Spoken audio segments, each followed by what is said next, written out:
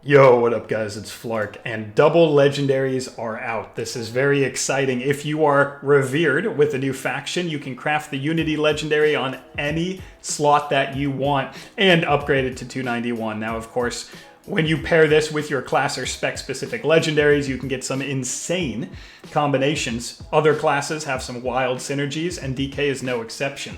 I wanted to give you an update video on what legendaries that I was going to craft for each spec, where I was going to craft it, like what slot, and of course what stats I was going to put in those crafted legendaries. Now, spoiler, this is going to be pretty unexpected from me.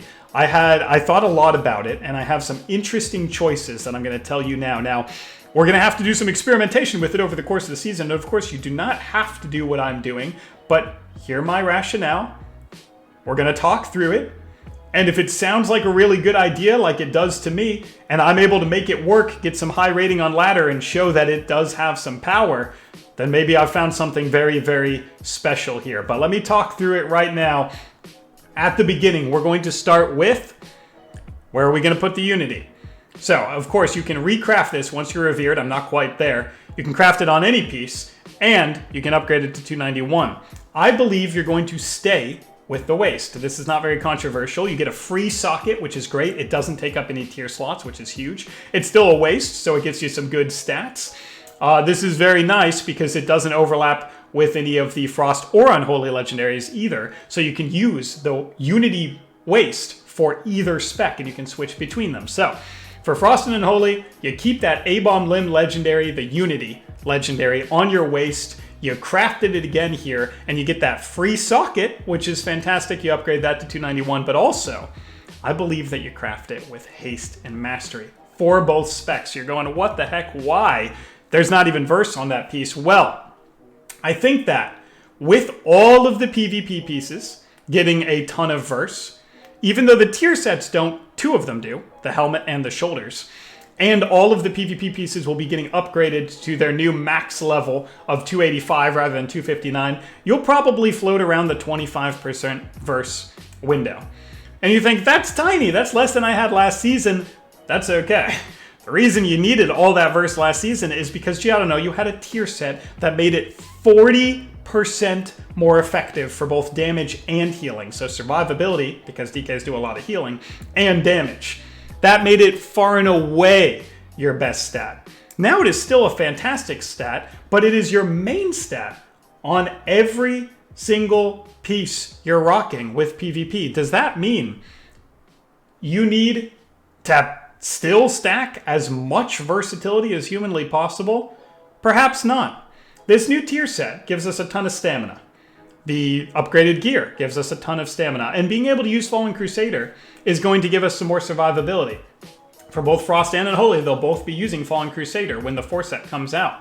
So DKs scale extremely well with stamina, both DK specs, of course. And our survivability with 25% verse or 30% verse is going to feel very, very similar. But our output will get much, much higher when you use more of the other secondary stats that you don't have as much of. For example, look at this. I have no verse on this, and I have no verse on my ring, getting to that in a second. I still have 1200 verse versus 800 mastery and only 352 haste. Your other secondary stats have been neglected for a long time because of that tier set, 2 set from the trinket rather, and because your verse is main stat on every single piece. So I believe that you can sacrifice a little bit of that verse to catch your other secondary stats up, because in a PvE environment, which I know we're not doing, the best stat for you is always going to be one of the stats you have the least of. That's why they always tell you to sim yourself, because it's not just there's one stat that you stack above all the other ones. You need a lot of that stat, but then as you have more and more of it, the other stats become more valuable because the stats are synergistic between each other. So, verse isn't even one of our best stats in PvE, and we already have so much of it, meaning our other stats get so much value. Now, this was a lot of explanation for just what stat are you putting on your waist legendary. That's just one piece. But I know the second I say to PvP players that I put a piece without versatility on it, there's going to be uproar and shock and awe and confusion. But I assure you, It's not lunacy. There is some extreme output gains to be had from not going versatility on everything. It's not like I'm saying it's a bad stat. Look, it's still my highest stat. But not getting versatility on every single solitary piece is going to be okay. So especially for Unholy that loves haste, mastery, 2 huge secondary stats for Unholy. You need that haste to get those setup globals, but you don't like sacrificing mastery because it's so synergistic with haste and that it increases all your damage, including your pet damage, that attack faster with haste, blah, blah, blah. Haste and mastery is a very good combination for both Frost and Unholy. So that is what I am putting on my Girdle of Unity that I will be able to upgrade to 291 with a socket. And that's that. So now we have to go through all the paired legendaries for both Frost and Unholy, and it's not going to take too long. I got most of what I wanted to say right there with my my disclaimer between how the heck can you not put versatility on a piece. But that is my rationale. So, Frost, second legendaries, there are just two that I would recommend. Koltira's Favor, absolute 0. Now you'll notice I have Koltira's crafted right now on my ring, and yes, again, it has haste and mastery on it. So I have a ring with 320 total stats. That is huge for getting my haste and mastery up. I mean, look at this, 61% without even the Plague Divisor mastery passive. That is massive output that we are getting from stuff like this, from putting a jewelry piece for your second legendary and getting the mastery and haste portion. And I still have 30% verse. This is a jewelry piece. That's a ton of verse that I'm losing, but I still have 30%. That's why I'm very certain that this overall build will still be good. And yes, I know some of your tier set pieces also won't have verse, but you're going to be getting more gear and more verse on that gear as you get higher item level, upgrading to everything to duelist over the course of the season. And I believe, like I said, you will settle in at around 25% when you pair that with so much more haste and mastery. Your output's going to be through the roof. But let's talk about that. Not just the stats on Koltira's Favor, but the placement and the legendary power. So, the placement is ring. Because, like I said, I can heavily customize my secondary stats if I put it on a ring, which is so great for me, because that's what I need. Considering I can't choose the 4-set secondary stats, and I have so much verse already, I really wanted a piece that allows me to choose a big sum of secondary stats and where to allot them. That's how I can get some of my haste back. Meanwhile, I also put it on ring because you get a socket on it. So now I have a 291 socketed ring. It's pretty much a done deal that I'm going to be using for the rest of the season. Incredible.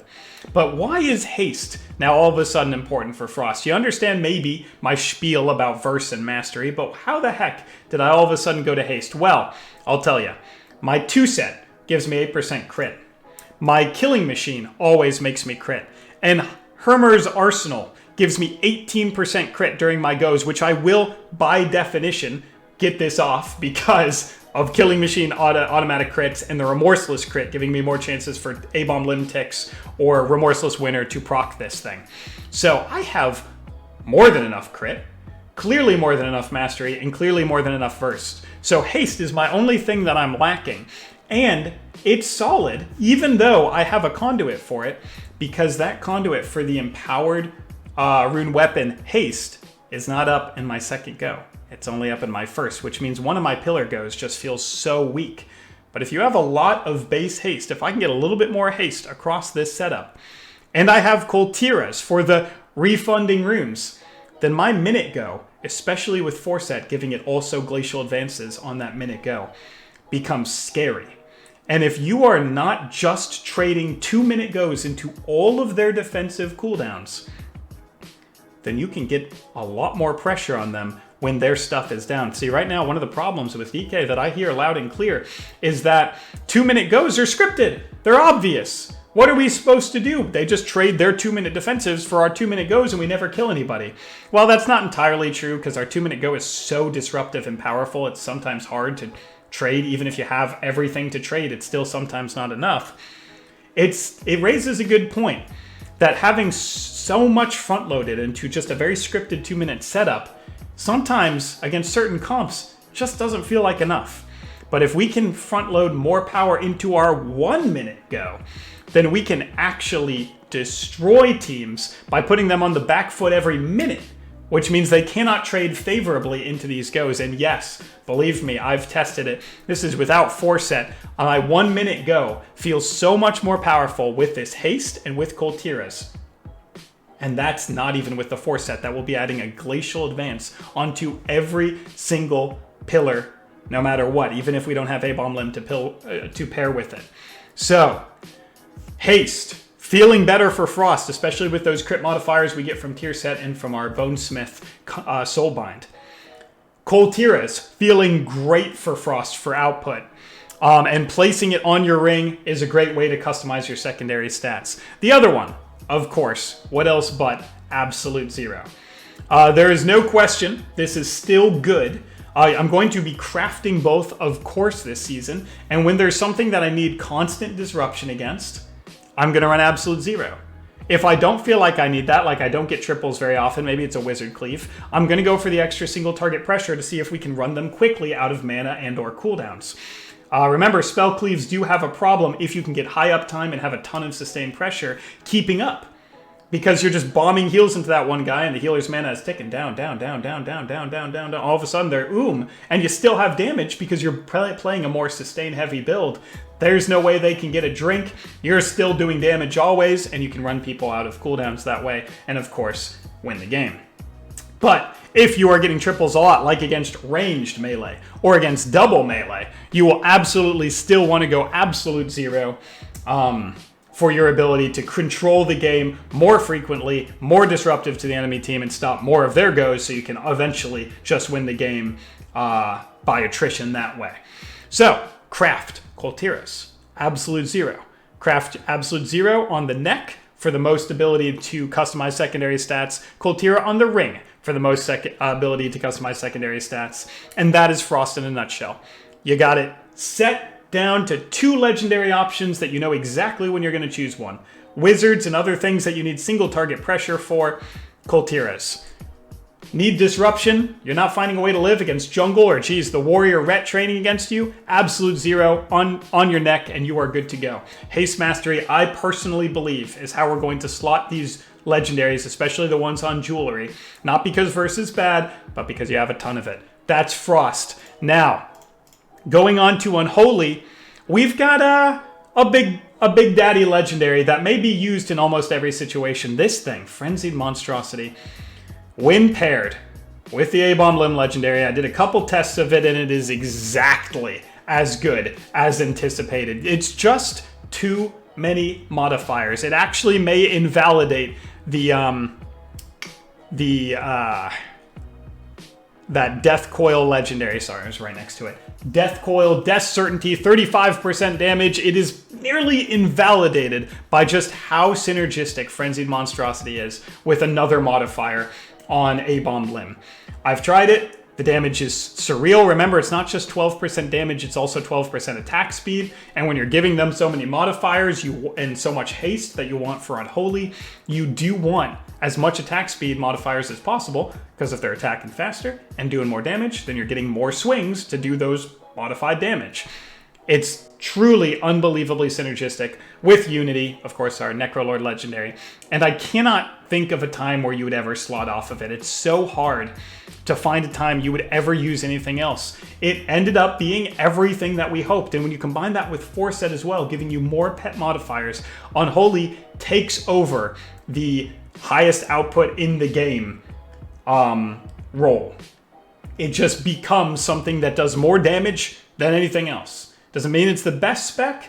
It's up there. It's great. But it's certainly the highest overall output spec. And we saw with DH Boomy last season how that can actually matter. If you just have something that never stops doing the most damage in game, eventually the healer is scratching their head and says, what do you guys want me to do? I've used my cooldowns and he's still doing damage. This Dark Transformation go becomes so relentless, and every time you have Abom up at the same time, forget about it. It's so difficult to heal through. So, Frenzied Monstrosity on the back. You're going to put it on your cloak because you really don't want to take up a tier set piece until you're pretty much maxed on tier set, because you don't know when you're going to get it. You got the vault giving you a random chance. If you randomly got a leg from your tier set, you would be foolish. You'd have to now recraft your legendary. And like I said, it's not that important where you craft it, as long as you have the right pieces. You're going to get a little bit more overall stats putting it on your legs eventually, but that is certainly not worth the 100,000 gold or whatever it costs on your server. You tell me in the comments how brutal is it on your servers. It's pretty rough on mine. To switch if you get the tier set from your vault. So just craft it on your cloak. You'll be super happy late in the season. Once you've got your whole 4 set worked out, you feel free to re-swap it over to your legs to get a little bit more strength out of it, because like I said, these stats on these bigger pieces are more. So if you get this one to 291, you get more overall stats. Very basic arithmetic. Shouldn't have much problem with that. But, you know, the safest bet right now is clearly far and away Cloak, and you will almost lose nothing from that. The power itself, the rune carving power, the legendary effect is what's giving you so much damage, not the spot you crafted on. So, Haste Mastery, again, I do believe is the best thing you can craft for these legendaries. Not for every single piece, but for these legendaries, because it will balance out your stats in a way that will feel so good. I urge you, try it. Try it. Try it before you're like, holy cow, if I have 2% less verse, I die instantaneously upon every game. If I don't have that 1% damage reduction, there's literally nothing I can do. It's hopeless. It's a lost cause. Before you say all that, try it. See how smooth your rotation feels as both Frost and Unholy. If Frost, during your 1 minute pillar, goes that you don't have a power rune weapon for. Unholy, all the time, because you're a constant damage spec and you need as much haste as possible. Try it. See what happens. I believe wholeheartedly that I may be one of the only DKs doing this. Maybe that's hubris of mine to say. I just assume that the other guys are going to put versatility on their legendaries. That's okay.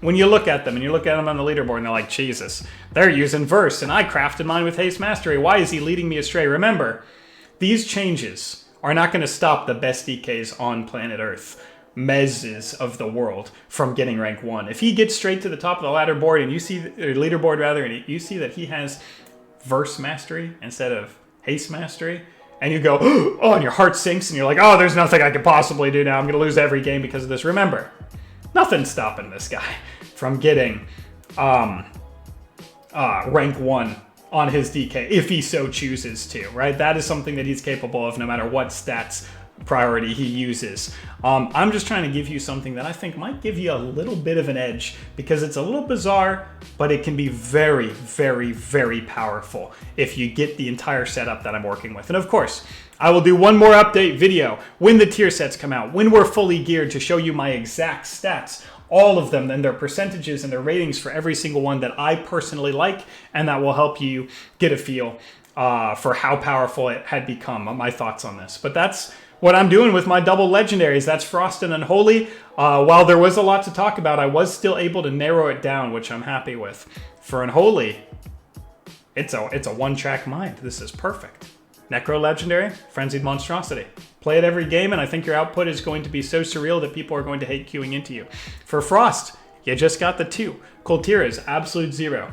You're going to love it. Try these things out, and I can't wait to see you in the next update when we all get tier set in full gear to see how everybody's doing this season. I hope this was helpful in some way. I know it's a little shocking, but hopefully my rationale helps explain my thoughts, and I urge you to experiment it on your own. But for now, peace.